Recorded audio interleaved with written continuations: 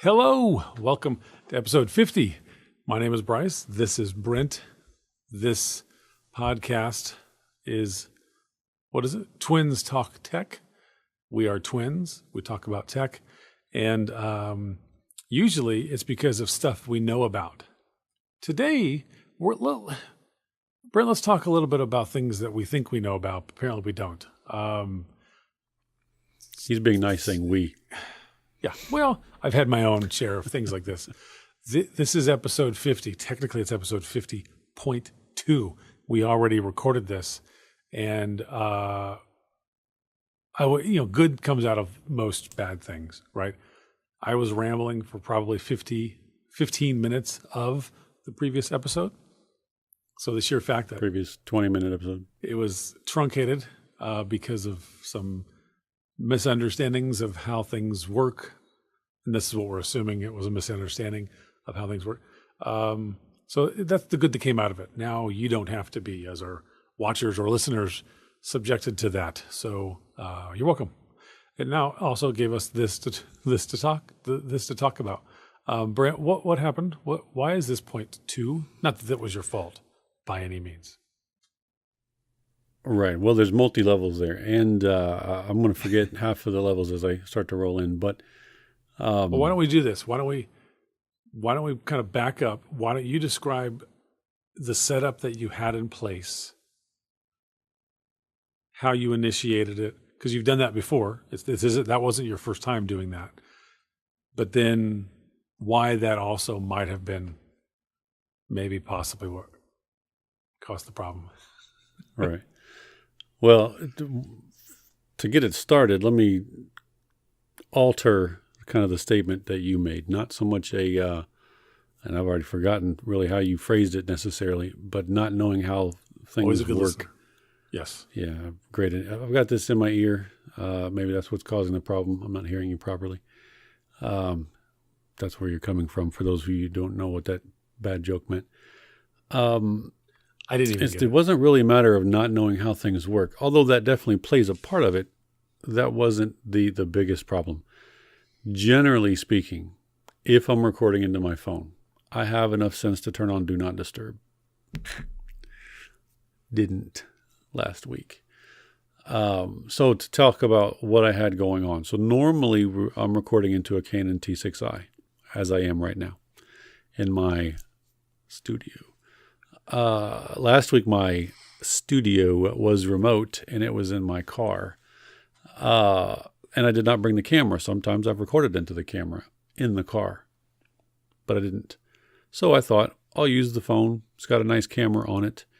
I can use the watch if I need to basically start and stop and set up, is the camera pointing in the right direction? Because I use the back camera, better than the front camera. Although the front camera on the 10R that I have is nice, the back camera is still better. The front camera shoots 1080p, right? I believe it does. Yes, it does. Okay. On this version, I don't recall if it did on the 8, or maybe that's when they started that. But either way, yours is the 8, right? 8 plus. Mm-hmm. So yeah, matter of fact, I think yours does shoot 1080. I think so. Either way, I think so.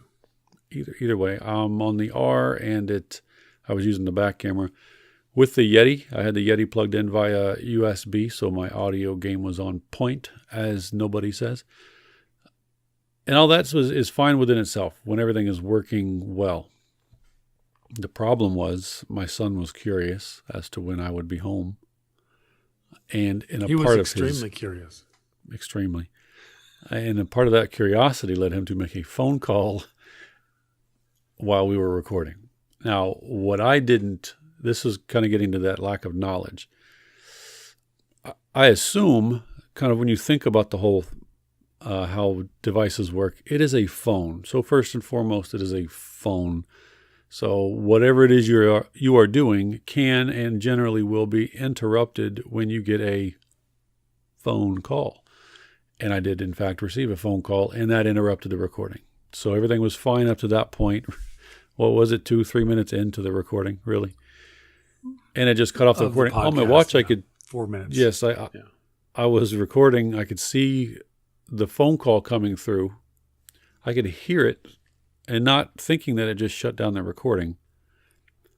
I would have thought that had I answered it, it may have paused the recording or stopped at that point. It didn't. It just shut it down. But there was no indication of that. And that's where my ignorance comes into play. I've never even bothered. This is one of kind of learn the hard way type things. Yes, common sense would tell you that it would probably shut down because it is a phone and it received a phone call. Just like if you're texting and you receive a phone call, you're no longer texting. You're now in that phone call. So whatever else you may be doing. So that's what took place. So I got a phone call. I didn't answer it. I hit dismiss on my watch. And one thing that you had mentioned, and I don't know how accurate this is or isn't, that it may be my interaction with the watch that could be what stopped the recording. In my opinion, because I was hearing it the way I was hearing it, I think it stopped the recording fully. Well, no, I was hearing it because it was coming from the phone, and because I was thinking that, well, I was hearing you, but I had you on the iPad Pro doing FaceTime that way, how we normally visualize one another. Okay, so let's hold on a second because I'm getting confused, and I actually want to ramble further. What was going on. You had multiple devices going. You were recording the podcast. Well, on 3 in the full round. We don't know how much they all interacted. You had my watch, sure. iPad, where you and I were communicating in live FaceTime. You had your phone, and it was your 10R, so your day-to-day phone, your daily driver, as some say. Correct. And that was recording the podcast. Then you had your watch. That was controlling the phone. Now, if it was my understanding was that your son was texting you and it was popping up on your phone. Nope. Okay. Phone call. So in multiple phone calls or just one? Multiple. Okay. So but I interacted the same with all of them. But that's why I thought it was the phone, the watch that might have been getting in the way, that because you had the recording app. I have my phone out for a reason. I'll mention that in a second. I thought because it was interrupting on here, and the brains here aren't really that powerful. Maybe that's what was causing the problem. And so it wasn't able to say, hey, keep recording while I interact with the whatever. But that's because I thought it was a text, not. I've used my phone as recording video, and a text would come in and it would still work. It would still continue recording. I don't remember what happens when a phone call comes in. And again, that's kind of why I have this out now. I'm looking at, so I'm in the settings, the camera. I can give you a clue as to what happens. Go ahead. So, well, now we know. Yeah. There's nothing in here that says if recording video and a phone call comes in, ignore the phone call, keep recording video. That's kind of what Do Not Disturb would do, right? Or if you were to just manually turn off your cellular, because you need to have, I think, Wi-Fi and or Bluetooth to be able to control it. I'm not sure the app, how that works and where it sends its data. But so you at least need to turn off or turn on Do Not Disturb. We still don't know if that would solve the problem, because maybe just this sheer fact that your phone is receiving the request of a phone call, and although it's kicking it back, the camera app, we don't know how that interacts with the whole situation. But the real solution there would be turn off cellular. The problem, though, is, of course, if a text were to come in and it says emergency, well, then you would miss that. Again, in my case, I do know without watch interaction, it does not stop the video. I do not know if I started recording on the watch and I receive a text and reply on the watch, will that stop recording? I don't know that. But it would be nice if you can go in and be a little more minutia, if you will, inside the settings app. Right. So, yeah, that's the frustrating bit. It's also frustrating that your watch basically kept saying that you were recording, everything was fine, there were no problems. Yeah, that's irritating. One would think that it would give you some indication, especially knowing that you're remotely accessing it, using the watch as a remote, as a trigger, so to speak. You one would think that as smart as Apple is, and all of their engineers would have thought through the process, and maybe we need to toss a radar their way that says, hey, some people are doing this. Maybe you need to consider this. A notification, because iOS is they're trying to get good on the notifications. Some type of notification that your recording stopped. That way, at least you could go back and pause what you're doing, restart, and connect those two recordings. But no indication anywhere. When I looked down, I just merely saw myself again. Now, that being said, normally when it's recording, you can see the timer going. I don't recall even looking for a timer. I looked down, I saw myself, okay, we must be fine. Yeah. I didn't pay attention to that time. And were you using the camera app or Filmic Pro Camera or app, what? yes. Camera app, yeah. So you weren't using Filmic Pro? No, because I had previous issues with Filmic Pro, so I was like not even saving the recording of one when I knew it got all the way through. Yeah. So I was like, well, I'm not going to make that. And I thought I was doing a good thing, not even bothering with that hassle. So no, camera app, yeah. Okay, because I'm looking through the Filmic Pro settings, and I thought I remember seeing something to the effect of put camera in do not disturb mode or turn off cellular while recording, but I don't see that now. And if it is here, then it's not where I'm at. I'm in the device section of the menu. It just says enable remote control, enable orientation lock, stitch recorded footage together, snap focus, preview, blah, blah, blah. Nothing says anything about, disable this or enable that, at least in that section. It might somewhere else. But if you had problems with Filmic Pro in the past, it would make sense to not continue to use it.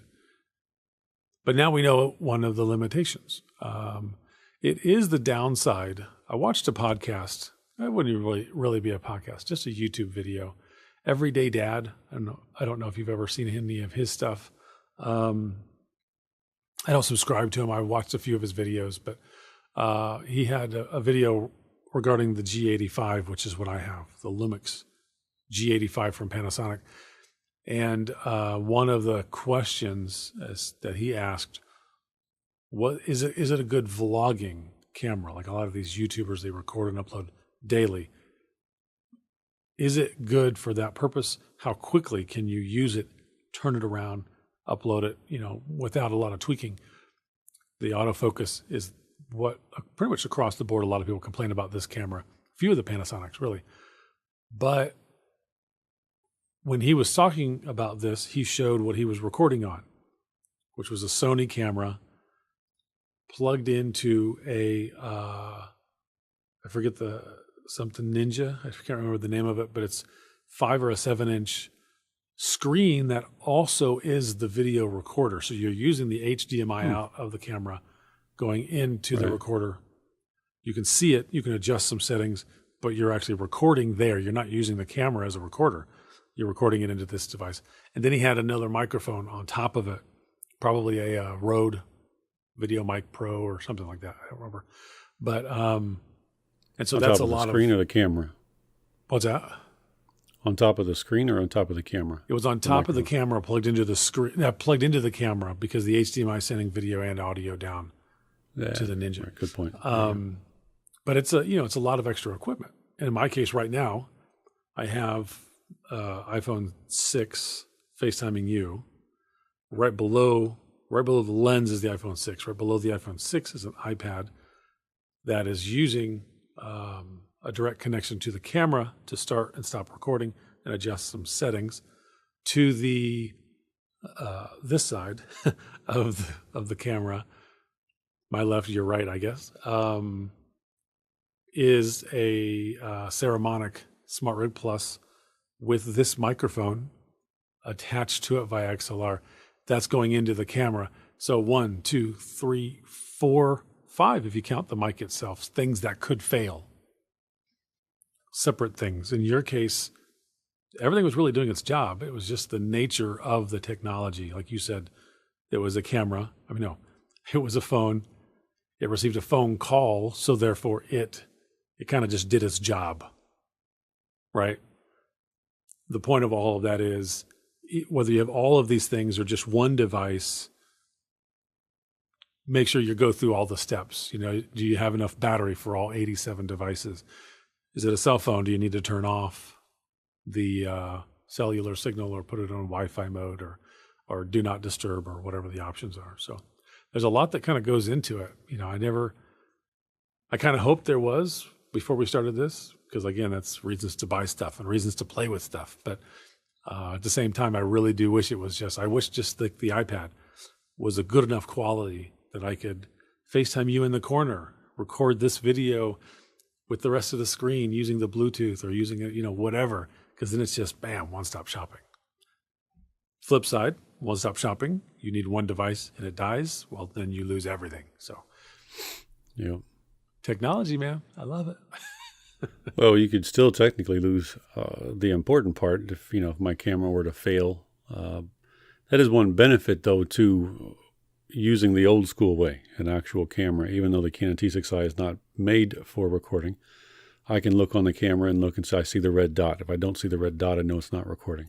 I don't have that luxury. I mean, again, there is a timer, but I have old man eyes. If I was to use the phone for this at this distance, I would guess I would be able to tell whether or not there's zeros or there's a bunch of numbers changing to different numbers. In other words, it's recording. Mm-hmm. But I do not recall that there's a red dot. No, that's not true. The actual button itself turns into the red dot. Turns from a square to a dot, yeah. Okay. But you'd have to be seeing the screen, so you'd have to be using the front-facing camera.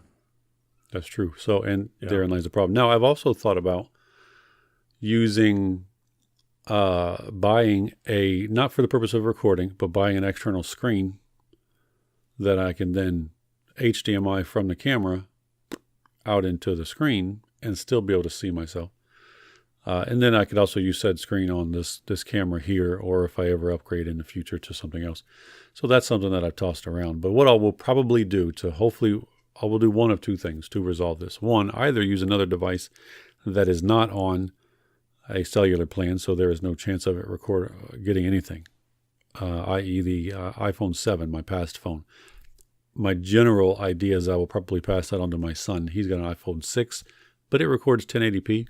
So whichever one, the 7 or the 6, that will possibly be my remote camera, the rear-facing camera there. And again, no concerns about receiving texts or any type of alerts at all, phone calls. But if I do use this, what I plan on doing is setting up using the Shortcuts app and create a shortcut that I can just tap, basically take all my settings and change them and prepare them for recording. Turn on Do Not Disturb.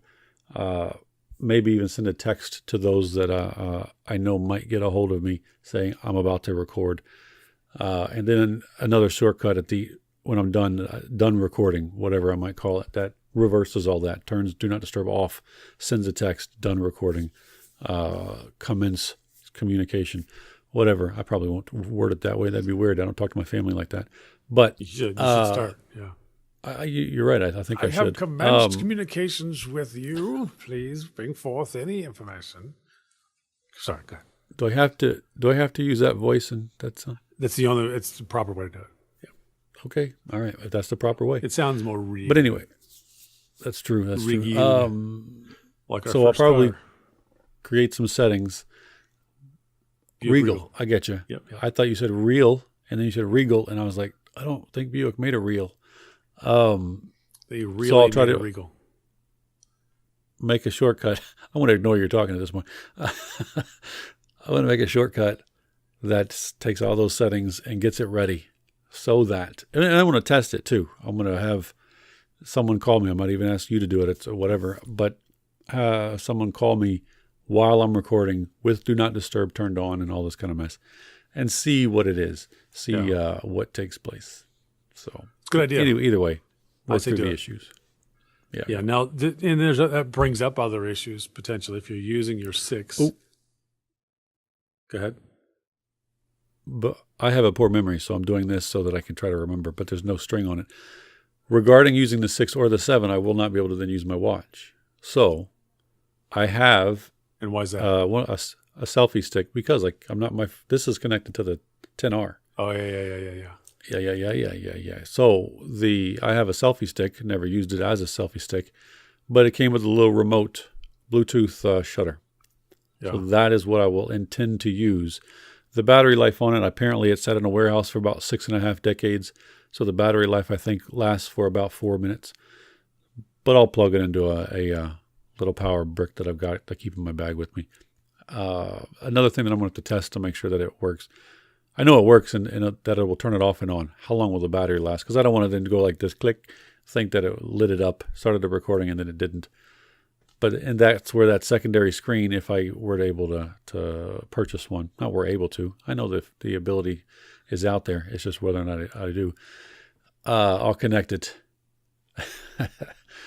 and then be able to see that it recorded. Because that's the most for me when I use my phone, it's being able to know that it's recording.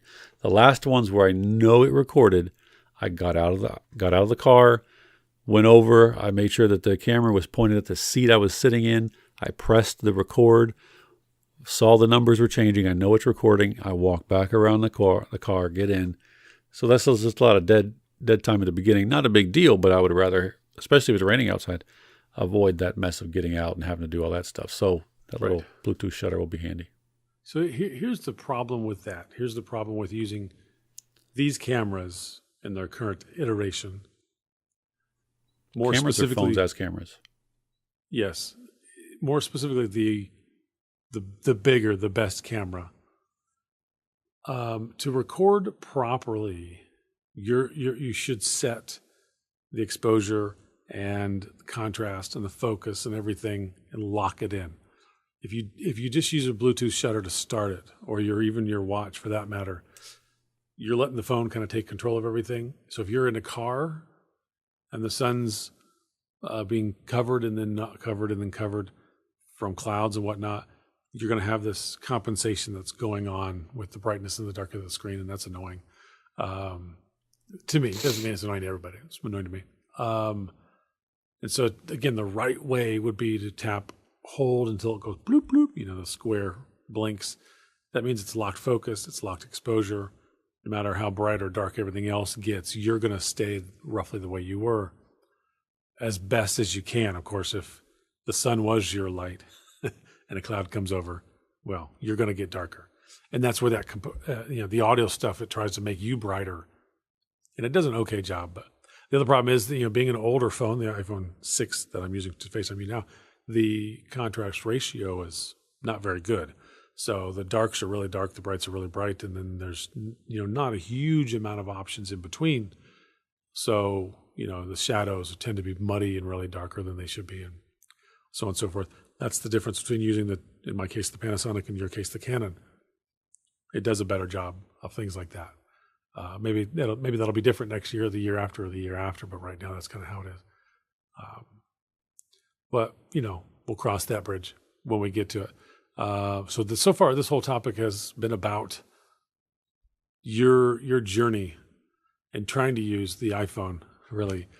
If you watch anybody who does this professionally, and we're not doing this professionally, they have hardware that is specifically used for it and only for it. Like in your case, you'd have a camera that's just yours, and preferably you'd have a setting on it that is podcast setting. Bloop.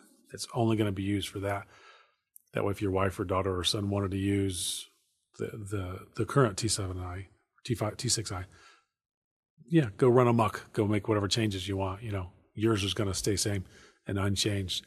And maybe you can get there someday. I know the T3i does really good. So if you ever find one of those on sale, that might be a way to kind of get you a locked-in camera on the cheap, and then not have to worry about someone else borrowing it and making changes and stuff. That's the nice thing about my camera. My wife doesn't ever use it. I mean, it's our camera. It's the family's camera. But, it's too big. It's annoying. She's totally fine with her phone. So I really don't have to worry. She used to say, "Can I borrow your camera today? Because I need to take some pictures at work." I have finally talked her into buying a camera at work. So I don't have to worry about that anymore. I talked her into the G7, by the way. It's the baby brother to this guy. Fantastic camera. It's a great camera.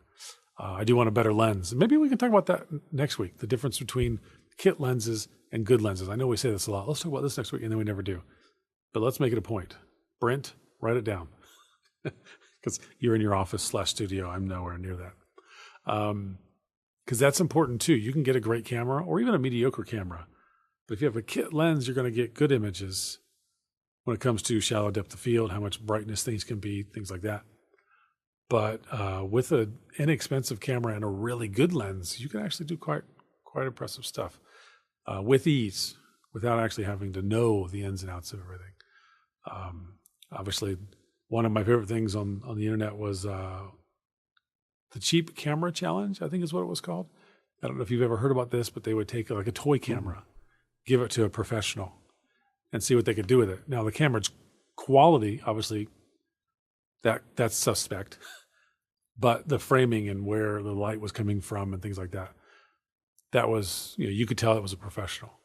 So that aside, the photographer's eye aside, what you can do with the camera, with a really good lens, and maybe if I get really adventurous, I'll try to grab some, when I'm editing this, some pictures on the internet to show as an example as to what I'm talking about. But maybe we can jibber jabber about that next week. Sound bueno?